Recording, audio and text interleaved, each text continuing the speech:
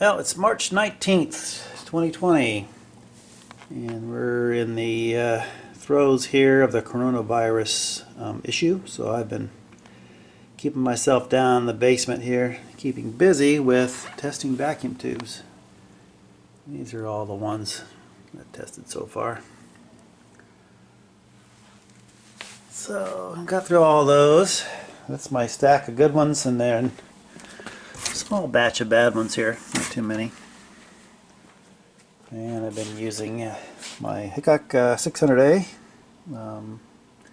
tube tester to test most of the tubes, especially the older ones. And for some of the newer ones, I've got this ICO 667, which can test the compactrons and novars, which this one cannot do. And I also have brewed a batch of black IPA over here just yesterday.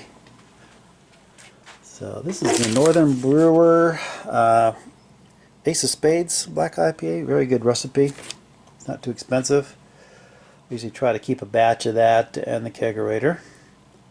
Along with the Palladian Legacy kit, which is we've got right here. Haven't brewed that yet, but that's coming up. And that is a clone of Pliny the Elder, which here's the real thing. Usually you can only get that in Northern California, but I actually visited the brewery a month or so ago and picked up a case of it.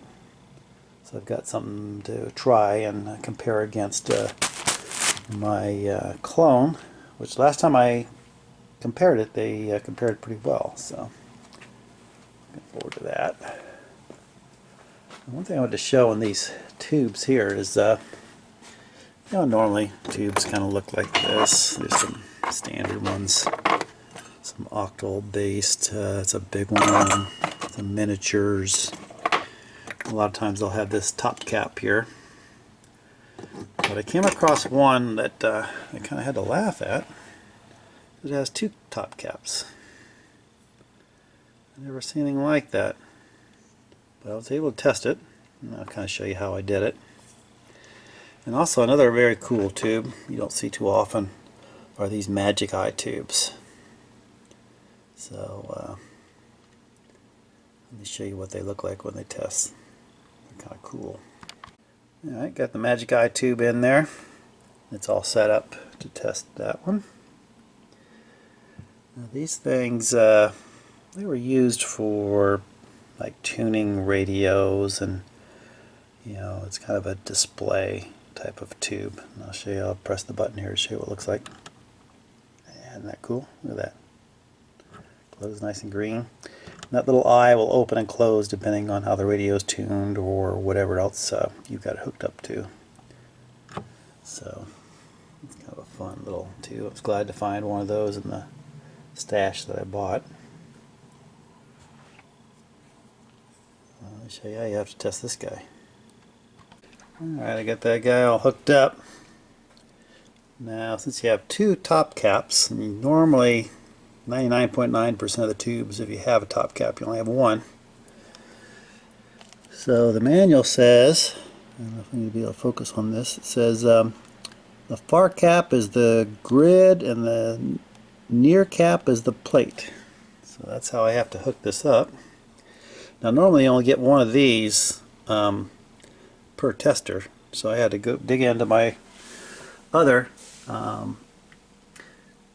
Hickok 600A and grab the top cap for that, plug it into the plate, and one's plugged into the grid. It's all set up, and you hit P4 and you read that it's a good tube.